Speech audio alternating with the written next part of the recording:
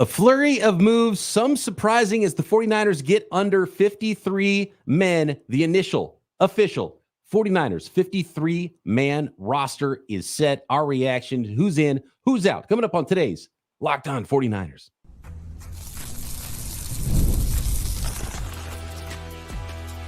You are Locked On 49ers, your daily San Francisco 49ers podcast, part of the Locked On Podcast Network, your team every day. Welcome to Locked On 49ers. Brian Peacock and Eric Crocker with you, as always, a very special guest on an early live edition of our Winky Wednesday episode. And as always, I want to thank all the everydayers out there. Appreciate you making us your first listen on the Locked On Podcast Network, your team every day. Hit that subscribe button on YouTube if you're live with us, or wherever you are listening to this podcast, subscribe there as well. And today's episode of Locked On 49ers brought to you by Game Time. Download the Game Time app, create an account, and use code LOCKEDONNFL for $20 off your first purchase. Terms apply. Download Game Time today. What time is it?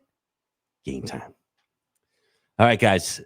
Some shockers, some not. Let's first give a proper introduction to today's guest, though. Nicholas Winkler, come on down. Wink, in a word, what did you think about today's cut down of the 49ers 53-man roster? Boom sounder.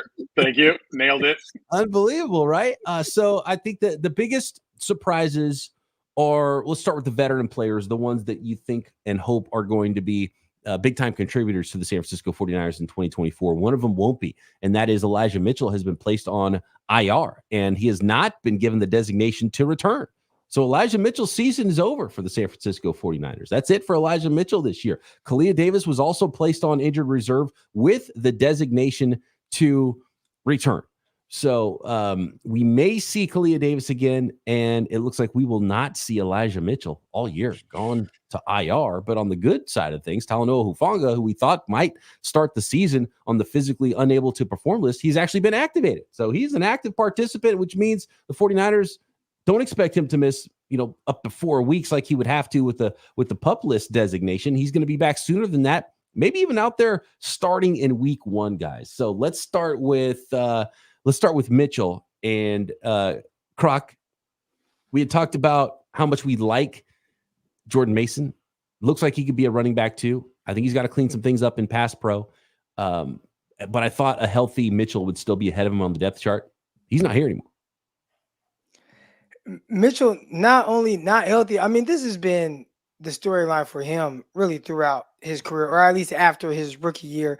Just been banged up, missed a lot of time, and it's unfortunate, especially for a back who, I said since his rookie year. He was banged up at times during his rookie year. I think he missed 4 or 5 games and still almost ran for 1,000 yards. So someone that is just so talented, but for whatever reason, the injury bug just continues to bite him.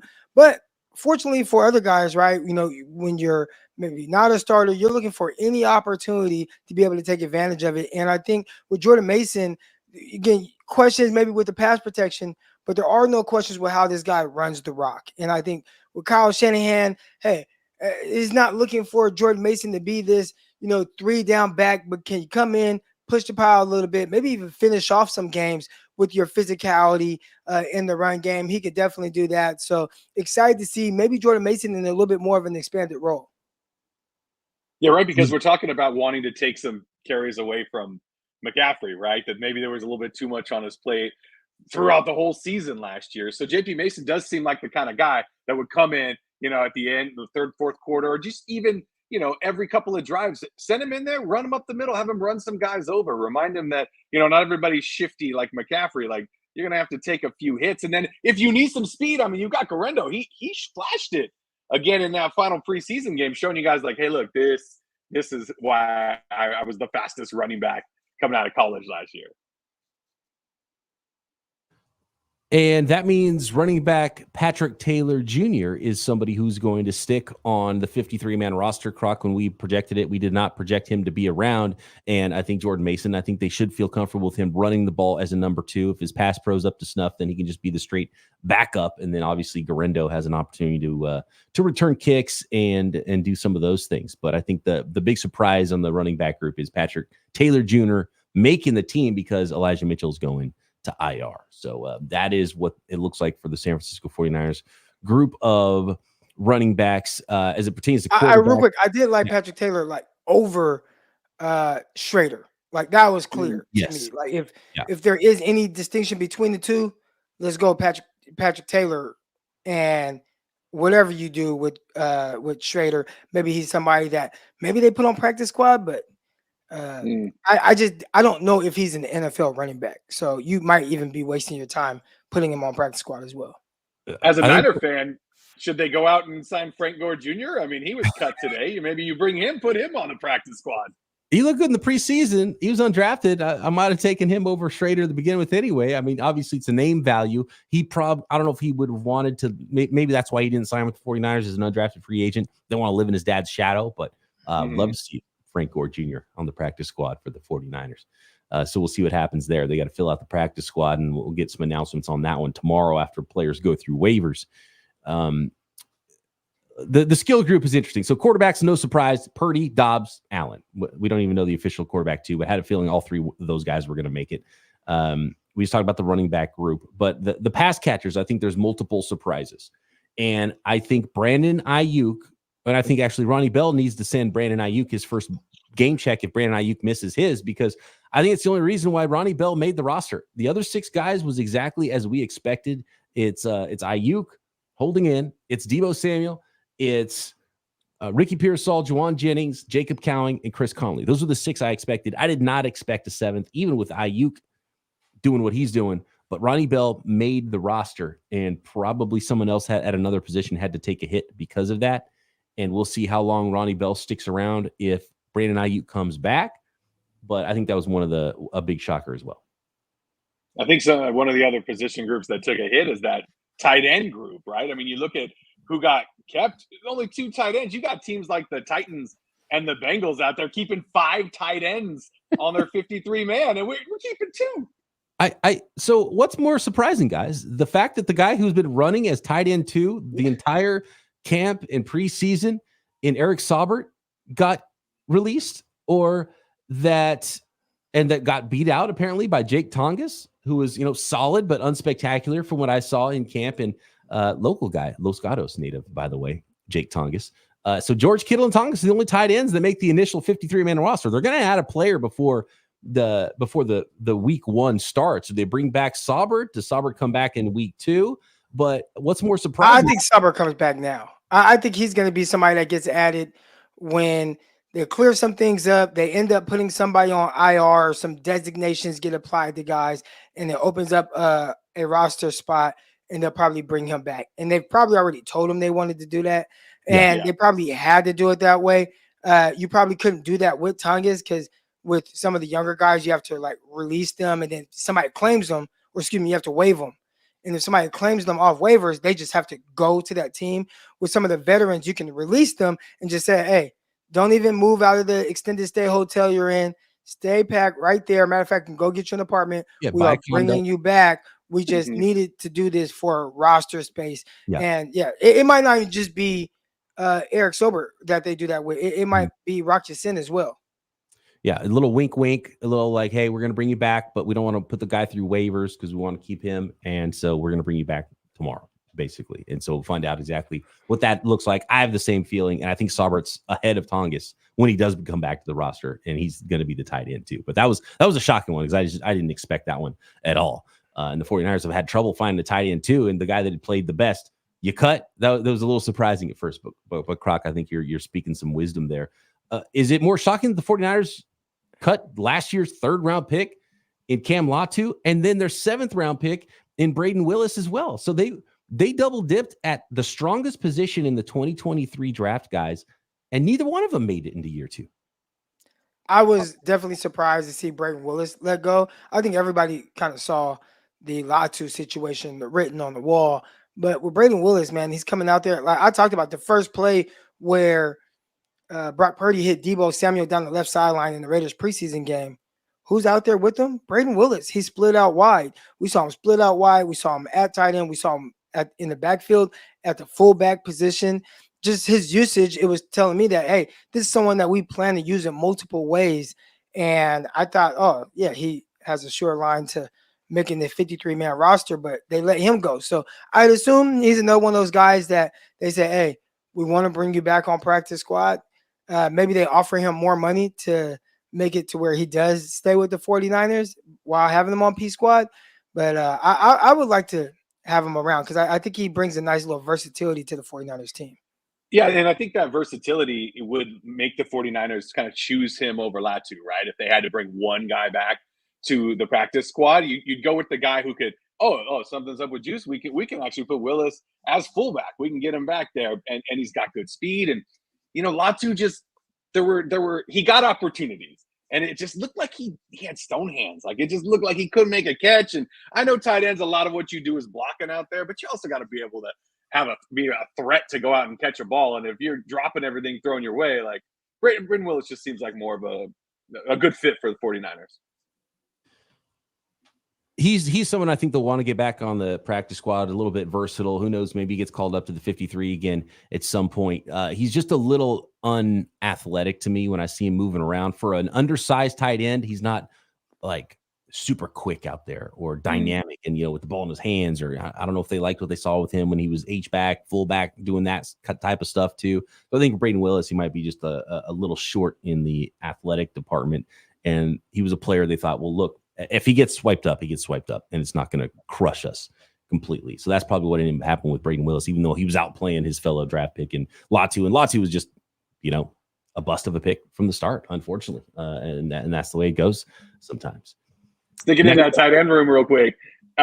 Poor Logan Thomas. He comes in and 2 days later, see you. Thanks for stopping by. Appreciate it. Hey, thanks for getting us through that last preseason game again. See ya.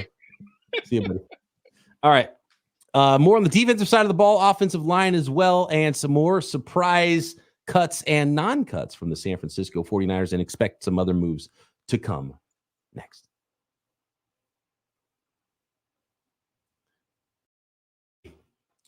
This episode of Locked On 49ers is brought to you by Game Time. Game Time has a new feature called Game Time Picks that makes getting tickets for your favorite live events even easier. Game Time Picks filters out all the fluff to show you only incredible deals on great seats, so you don't have to waste time searching through thousands of tickets for the next 49ers game you're trying to go to. Any football game, college football, baseball games, sports, comedy shows, theater events, and of course, concerts. Find all the tickets at Game Time.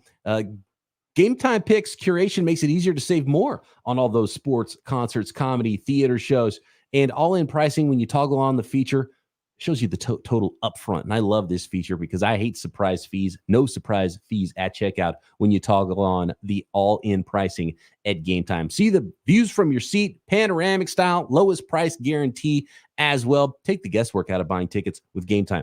Download the Game Time app, create an account, and use code LOCKEDONNFL for $20 off your first purchase. Terms apply. Again, create an account and redeem code LOCKEDONNFL for $20 off. Download Game Time today. What time is it? Game Time.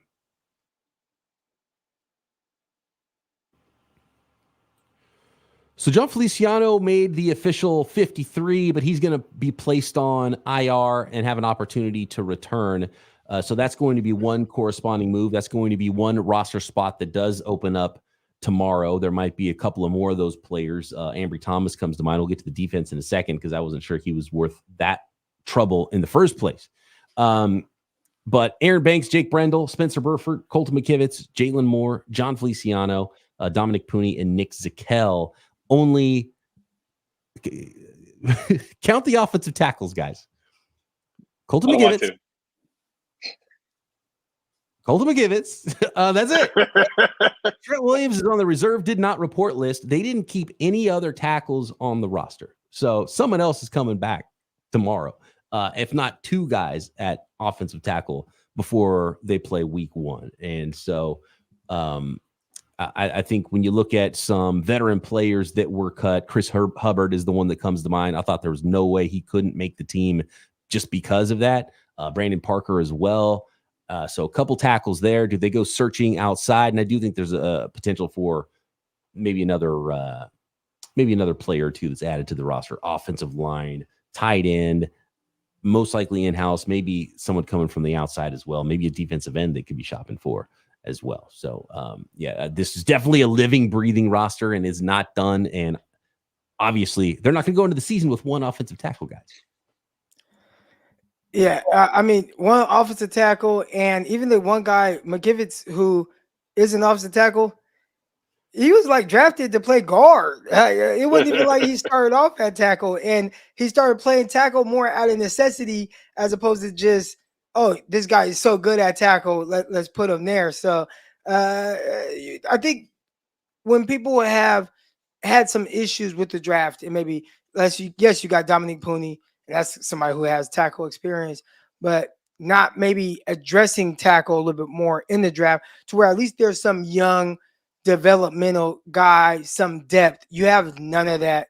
And you look down the line, hopefully they do address that soon. I'm sure they potentially will. But, you look at Trent Williams in the situation, whether he plays this year or he ends up retiring or whatever, it's not like he's going to be playing for another 2, 3, 4 years. Right. So at what point do you start to prepare for, hey, even if it's a 4th round pick, a 5th round pick, but just someone who we can kind of groom and prepare and get better and potentially step in and be able to play the tackle spot? Guys, we have to get to know somebody. And that somebody is Sam Okanu. And we're going to have to get his name right, too, because I've butchered it and I've tried not to say it because he wasn't somebody I expected to make the 53-man roster, but I got to put some respect on his name. If you try to read it, it's not going to be correct for your brain. So Sam Okanu is how you pronounce it. 6'1", 269 pounds is what he's listed as. And the 49ers needed to bring one other defensive end, maybe a guy that could play some inside because at 6'1", 270 nearly is what he's listed as. That's an interesting body type, right? You think about, remember Ronald Blair back in the day, someone that could play outside, play a little inside as well. Here's the report on Sam Okanu. This is his draft report from Dane Brugler. I think we need to get to know him a little bit better. He lived in Liberia until he was 12 years old when he and his mother fled the country to the United States, settling in Lowell, Massachusetts. Was a soccer player originally, so he's got those soccer player feet. Then played football as a junior at Lowell High School before picking it back up as a senior because of grades after originally quitting. Anyway, he went to college, Maryland, transferred to Oregon, where he spent the last 3 seasons posting career bests, and went undrafted to the Tennessee Titans in the 2022 draft. So this is year 3 for him. And so he's bounced around a little bit, but he impressed the 49ers enough with his ability, stout frame. And I saw some flashes in preseason, but I thought, no, I don't think he's going to make the roster. But with some injuries to both Floyd and Yetur Gross-Matos, Sam Okanu makes the initial 53-man roster for the 49ers, joining Robert Beal. And I think he needed an end that could stop the run a little bit and set the edge. Robert Beal didn't look like he could do that great in the preseason in his second year. So to go with YGM and Leonard Floyd, and obviously backing up Nick Bosa, is Sam Okanu. And then the 4 interior guys, no surprise there. It's Javon Hargrave, it's Malik Collins, it's Jordan Elliott, and it is Kevin Givens. Either one of you have a scouting report on Sam Okanu to drop on us? No. Don't do like a spelling bee or anything, because I will fail miserably. Well, is the scouting report? I think last preseason games. That's it. Well, our previous recording, when we were talking about some of the guys that may potentially make it, we were a little disrespectful and we kind of dismissed him and had to shorten his name to just Sam O because we couldn't figure out how to say his last name. And maybe he is a name now that we have to get a little used to knowing how to say it. Absolutely. Linebackers, no surprises here. I guess the big surprise is probably that 7th round rookie Tatum Bell did make the roster. He joins Curtis Robinson, Demetrius Flanagan-Falls, D. Winters, and obviously Fred Warner and Devondre Campbell are going to be the starters to start the season with Dre Greenlaw out. And that means that last year's 7th round linebacker, Jalen Graham, did not make the roster. So that was probably the big cut there at linebacker. Did we see the 49ers keeping 7 linebackers? Am I tripping? Does that seem like a pretty big number? Well, Dre Greenlaw is on the injured list, so he doesn't count. So it's truly only 6. And I think they just didn't want to I think they had too many young players that they wanted to keep. They thought Tatum Bethune's tape was probably good enough in the preseason. He might get snatched up on waivers, and they weren't willing to do that. I think that's really what it came down to with either taking 5 or taking 6. So they took 6 and they took Tatum Bethune. Another reason why there's only 2 tight ends on this squad.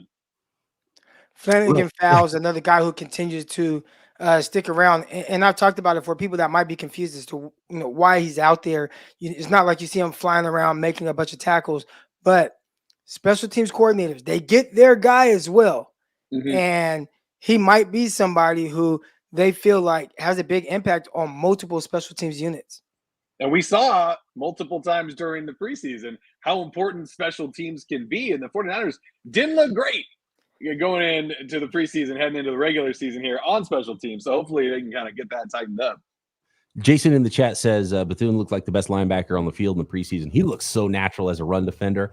I still have some questions about coverage, what that's going to ultimately look like, but clearly he looked good enough to make a roster. I loved what I saw there. And I think he's someone that could absolutely be, a long-term backup at the inside linebacker spot. With his ability to just stop the run. It just really looked really natural the way he played. Like what I saw from D. Winters too.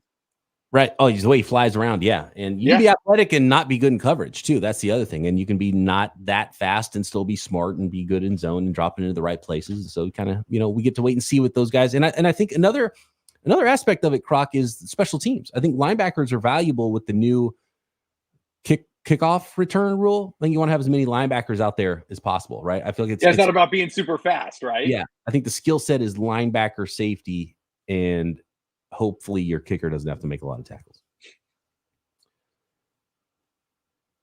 Next, guys, the rest of the defense, the defensive backs specifically, what were our biggest takes from the final 53? Who made it, who didn't? The full list of cuts as well to finish up this episode of Locked On 49ers.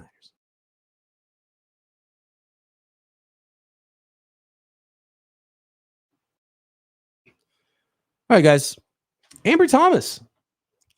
I thought Amry Thomas was going to get I thought Amry Thomas and Elijah Mitchell were going to be flipped. I thought Amry Thomas was going to go on IR, and it was kind of going to be, he sails away and you forget about him, and he wasn't going to make the roster anyway. And I thought Elijah Mitchell, they would keep him around, maybe short-term IR, gain a roster spot back and do that thing. But they actually cut Rock Ya-Sin and ended up bringing back, they cut Rock Ya-Sin and they cut Sam Womack to bring back Amry Thomas, who I presume will end up going on IR eventually, and give them a new spot where they could bring back somebody in another position maybe. But that means they at least have some hope, or maybe there's an injury designation, an injury waiver. I have no idea what's going to happen, but I didn't really expect Amry Thomas to be someone who made the roster. And he's part of a group that, and for some reason they put the official release from the 49ers put Diamador Lenore as just defensive back. He's the only player that's not a corner, not a safety. It just puts defensive back. So I kind of like that. But at first I saw corners and I was like, there's a name missing there. And no, they called Diamador Lenore a DB instead of a CB. But it's Jarvarius Ward, it's Amry Thomas, it's Isaac Yiadom, it's Darrell Luter Jr., which we weren't sure about yesterday, Croc, and Renardo Green, along with Diamador Lenore at corner. Your thoughts, our resident cornerback specialist, Croc.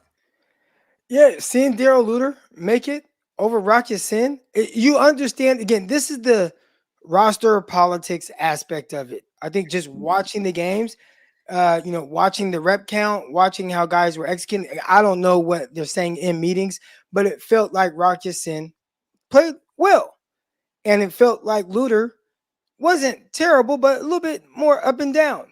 And when you talk about roster politics, you got a young guy who you just drafted, and then you look at the way the season went, started on like kind of IR, came back late, got a little bit of playing time. It showed that they do like him, having him active in the Super Bowl. And then this year, he's getting a lot of time in the preseason, and you're curious to see how that's going to work out with a veteran. But once again, being a veteran bites a defensive back in the butt. So I am curious to see if they bring Rock Ya-Sin back, because the initial report on Amry Thomas was like a broken forearm or broken elbow. So I would assume that he's going to be out for some amount of time. They're going to probably designate him, put him on IR, and then bring a guy like Rock Ya-Sin back. What about Sam Womack? versus the Yasin. We're getting him back. There's something missing with Womack that the coaching staff doesn't like, and I feel like I might like him a little more. Croc, what do you think about Sam Womack? I feel like he's someone who's going to get picked up by another team that might appreciate his skills more, like maybe even the Washington Commanders. I hope that whoever picks him up, and they say, you know, we're going to play you at cornerback, because I get it. He's not the tallest of guys, only 5'9", but he has speed. He has length with his arms. Like, that is where he looks to be more natural. And watching him play on the outside, it just looked like more of a fit for him. That's not to say he doesn't have nickel versatility. I mean, we watched him pick off 2 passes his rookie year in the first preseason game. So he knows how to make plays from the nickel spot. But for me, I think his path was going to be showing more versatility as to why they should keep him. And maybe there's something they didn't quite like at the nickel spot. But if a team signs him and says, all right, we're going to play you on the outside, I think he can potentially show a little bit more there. And, again, the best news of the day is at safety, Talanoa Hufanga. He's not on the PUP list. That means the 49ers expect him back soon, and he might even roll out there in week 1 as the starter, which would be huge for the 49ers defense.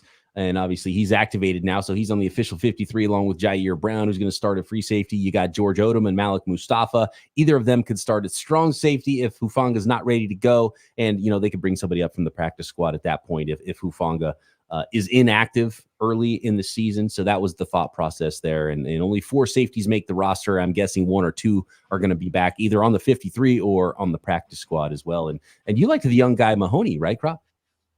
Yeah, I liked him a little bit, but, they let him go. I'm not surprised.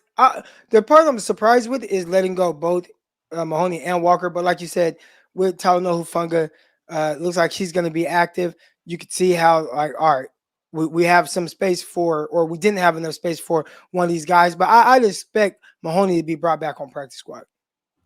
And Wink, the witch watch continues into 2024 because now Presley Harvin, as booming as his punts were, he got cut. And yeah, it is Mitch Wishnowsky is the punter. No surprises there. Jake Moody, the kicker, and Tabor Pepper, the long snapper, finishing up the special teams portion of the 49ers final initial living 53-man roster. And no doubt in the next even 24 hours, there's going to be some changes, maybe even a trade potentially coming. You feel bad. Like, I hope someone like Okanu, like they might trade for a defensive end tomorrow, and then all of a sudden now he gets cut again, and then maybe he ends up on the practice squad. If that's the case, there's going to be some of those things where, I think I made the roster. Yeah. Oh man, I was only on the roster for 24 hours, and then I got released because something else happened. Brandon Ayuk came back, and now Ronnie Bell is gone. I wonder if they thought they could get something for Ronnie Bell in trade, and that was kind of them calling the bluffs of other teams, and they're like, okay, well look, he made the roster now, so you're gonna have to trade for him. And you think it's Bell's spot and not Conley who might get cut when Ayuk comes back? I would keep Conley. I think he's better. I would too. I'm just saying they kind of, it just seems like they play a similar position. I think it's possible, and I think we could have seen a thing where you could bring the Saubert, the Rock Ya-Sin thing, where this guy's been around the league. You can bring him back. He agrees. Is like, hey, I'm not going somewhere else. You're gonna bring me back tomorrow. That's cool. Not to put the young guy on waivers. I could see a situation like that. I just think that Conley's ahead of him in the depth chart, whether it's special teams, coverage units, whether it's on the field. I think Conley starts in place of Brandon Ayuk if he's not ready to go for week 1. So. And ideally, you start to work in Ricky Pearsall. Yeah. Right. Yeah. Still got the blue jersey on. Hopefully he is ready to go by week 1 too, which would be a great question right there. Who's doing the punt returning, right? It's probably Bell, right? It's Cowing. I think it's Cowing. You think so? Yeah. Trust the rookie out there? All right. I don't think Bell has shown enough to trust him anyway either. So I think, Cowing's more dynamic, and he looked good. I think he dropped a couple early in camp and then had the injury. But then once he came back, I think he's been lights out. I didn't see him look like he had any problems catching punts in the preseason games. And so I think Cowing gets the jersey there for me. I like it. Real quick, I'm going to run through. I'm going to actually put it up on the screen so everyone can see it. And you guys stop me if you have one that's like, man, I cannot believe that one. That was the most surprising. So if you're watching on YouTube, it's going to be up on the screen as well. So here are the official roster moves, all of them that happened today. Ben Barch, Robbie Chosen, Chris Hubbard, Defensive tackle T.Y. McGill, who I thought was on the cusp. Brandon Parker, Eric Saubert, Trent Taylor, Logan Thomas, Tracy Walker, the safety, Nick Williams, and Rock Ya-Sin, all veteran players that were released. And then the younger players on rookie contracts that were waived and not released are Isaac Alarcon, defensive lineman Evan Anderson, defensive lineman Alex Barrett, Shaquille Brown, Jonathan Garvin. You had a couple more offensive linemen in Sebastian Gutierrez and 6th-round pick Jarrett Kingston, which is sort of a mild surprise. But again, they needed tackles and not interior offensive linemen to make this roster. So just too many numbers on the interior, I think, for Jarrett Kingston, even though I thought he held his own pretty well in the preseason. Wide receiver, 3rd-round pick Danny Gray gone. Tight end, 3rd-round pick Cameron Latu gone. You had cornerback Chase Lucas with safety Jalen Mahoney. Another center in Drake Nugent that I think will be back on the practice squad, along with tight end Mason Pline, running back Cody Schrader, tight end Braden Willis. I think all those guys are prime individuals to bring back to the practice squad. Samuel Womack, Tanner Mordecai at quarterback. Let's see, Tay Martin, wide receiver as well. And I think that is all of the official cuts and waves for the San Francisco 49ers. What was the one thing that stood out to you, Wink? Probably Saubert, just because, like you said, we pretty much saw him as tight end too throughout the postseason. When we went out to practice, he was running with the 2s and he was out there with the 1s as well. Like, he to me seemed like a guy who was locked down and was going to see a lot of 2 tight end set action. So that was surprising. Once again, with people that looked at that list, just remember, if they were released, they're free to sign anywhere right now. Guys that are waived, you can be claimed by anyone. So a lot of teams with some of these players on like rookie contracts or some of those, they don't want to subject those guys to being picked up when they can tell a veteran, hey, just hang tight, don't move. We're going to be signing you back tomorrow. Guys that are waived, you don't have that option. If somebody claims them, they claim them. Right. I think it's pretty legit from Dr. Steve Rule. Bell does everything. None of it good, but he does it all. And there's some utility to Bell being on the roster, sure. And I get that. The great thing about Bell, if you go back to this time last year, people were really high on him. Oh, he's a hot guy. He had a strong preseason. He played well, and that just kind of shows you how fast things happen in the NFL, where you would assume that he's only going to get better from year to year. And watching him in this preseason, it felt like he was kind of feeling the heat a little bit more. Thanks, everybody, for making this your first listen. I want to go to one more comment here, and it's something I forgot to address, and I said I was going to address it, and we didn't really talk about it much, Croc. SJ Sharks fans pumped on the early Locked On 49ers. Yeah, we had to hit it after the 49ers roster was released, And he says, also, you're going to talk about the Postcast on Sunday and forgot what is the programming announcement. Yes, the programming announcement is Postcasts is a new initiative here at the Locked On Podcast Network for every team. There is going to be a Postcast podcast that is live after every episode. It's not going to change anything that Croc and I are doing at all. It is it's Croc and I are going to go live after games most of the time. Sometimes we might not be able to, and then the Postcast will be there for you. If you really need it, you can do both shows back to back. But every sport, every team, it's just something that the network wanted to do because some hosts are at the stadiums hosting, covering games in a reporter role. They're not able to go live afterwards. The network just really wanted to make sure that every podcast had something live after all the games in all the sports. So that includes Locked On 49ers. So host Eric Engel is the guy that is doing the instant reactions live on the Locked On 49ers audio feed. And also on the new, if you haven't checked it out, there is the Locked On San Francisco YouTube page. So you're not going to find the Postcast on YouTube. You're going to find it only on the Locked On 49ers audio feed. The video version of that is going to be on Locked On San Francisco YouTube page. So check that out as well. And of course, you will see Croc and I and a lot of other local coverage there on the Locked On San Francisco page. Wink, appreciate you. I'm sure there'll be many changes to this 53-man roster, but as of now, this is the squad. This is the squad going into this year. Do you want to change your prediction on wins losses here? Have you even given us your Wingstradamus next week? By the way, next week. Okay, yeah, we got to do that. I didn't even think about. That's an event, especially going what 11 straight? Was it 12 straight last year? 12 straight last year. 12 straight. Unbelievable. Thanks for joining us here. Thanks to all the everydayers out there. Make sure you hit that subscribe button. Croc and I back tomorrow. Locked On 49ers. See you. Subscribe to this video. Nicholas. 801. 801. Actual retail price